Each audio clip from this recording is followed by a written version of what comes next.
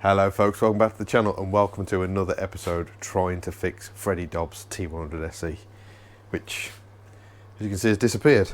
In true fashion, it is crammed up this side to connect to the PC because our laptop has give up.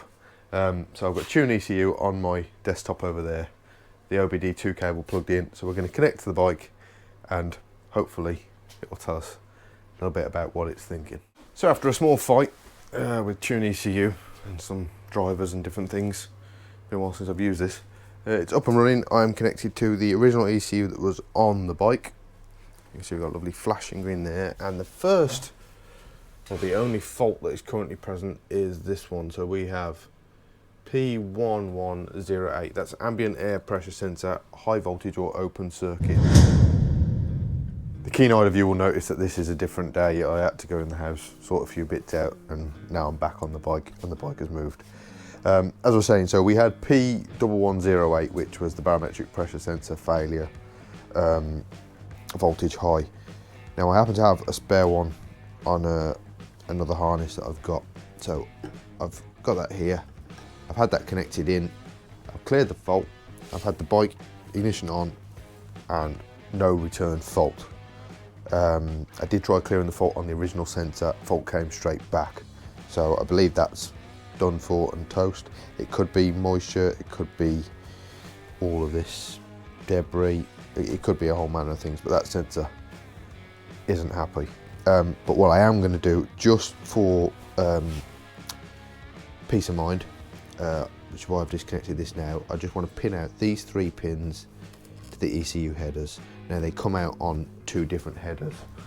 So if we go over to the manual, you can see here, so we've got ambient pressure sensor here. So it comes along, it shares pin 2 with pin 20 of connector B, and it shares pin 3 with pin 1 of connector B, and then it has an output signal on pin 27 of connector A, and it states here connector A is the black one, connector B is the grey one. So we'll get set up, we'll do the pin out on that, we're just double checking, making sure that we've got good continuity in the harness and we don't seem to have any issues there. So let's test that just for peace of mind. Okay folks, so pin 1 is pink. You can see I've got these additional probes.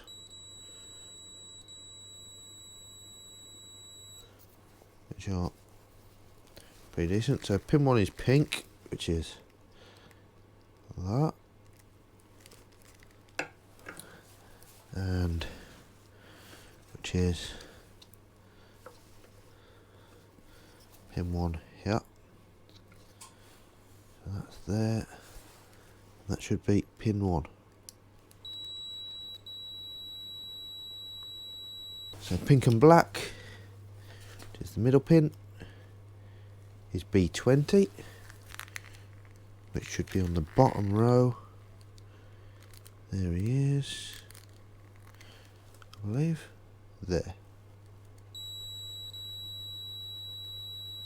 9 from that end. 1, 2, 3, 4, 5, 6, 7, 9.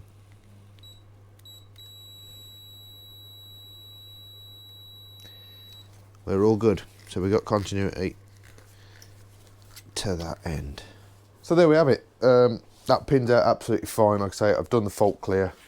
Got no issues there, no concerns. I can plug that ECU back in and I think we're sorted. Now, the other day when I was starting to look into this, I also recorded a little bit regarding the map sensors, but I wanted to split this into 2 separate jobs. So we'll jump to that, which is me explaining what I found on the takeoff pipes from the inlet manifold. So you can see here we've got, this is the map sensor for the right hand cylinder and then the one for the left hand cylinder, and this is a repaired hose here, and you can see literally just next to nothing. They're so loose. So here we are folks. Put a bigger light on, hopefully you can see this. Yeah, See, these are just not good, not good. There we go, folks. I'm just getting these fitted here. Nice, real good tight fit on these pipes. Now some of you might be watching this thinking there's no way this is the problem, and I'm not gonna for 1 minute suggest this is the entire problem with Freddie's bike, but these not fitting correctly can play havoc. So the first time I tried to take that scrambler out after I put it together was we were at the top of the drive here, it wouldn't start it on the rich running or with the enrichener out, or it would only start without that, but it was a struggle to get it to start and run. It would not idle, and the only time it actually behaved was when you were running dynamically, which meant that you were in open loop control. Got no fuel adaptions, no influence of the map sensor or the O2 sensors or the throttle position sensor. As soon as you went steady state and that closed loop fueling came back in, it was a dog. There was flames coming out the exhaust and everything, and it was all root cause. I got these mixed up between banks, which, yeah, so like I say, I'm not saying this is the only problem, but what I am saying is if there's any kind of leaking happening here, this can only improve matters.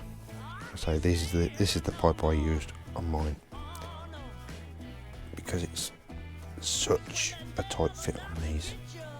There is no way it's going to be leaking if you get these on in a good place. Another good trick, once you've got them most of the way on, is a tiny dab of super glue onto the hose.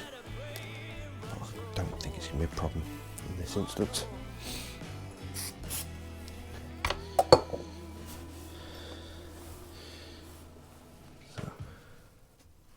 So you can see now, and this is virtually identical to the setup I did on mine.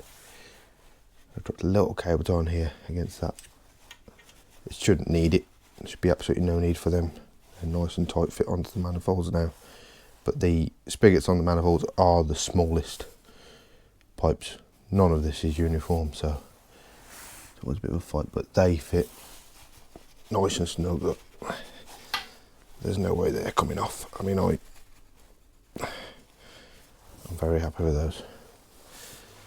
There we are. As many have alluded to, it's a collation of all these issues that's creating the problems on the whole that he's been facing with the charging, map sensor pipes being loose, barometric sensor failing. All these, well, the map sensors and the barometric sensor are inputs to the fuel trim, so it just makes sense. What I now need to do when I get an opportunity, I'm a bit stuck because I'm waiting for connector pins in order to connect the new rectifier to the stator. So that'll be the subject of the next video as soon as they turn up. Once I can get the charging system working on this bike, I can then put the tank back on. I can reset the adaptions via TuneEcu. I can put it outside and run it for 12 minutes and do the adaption learn.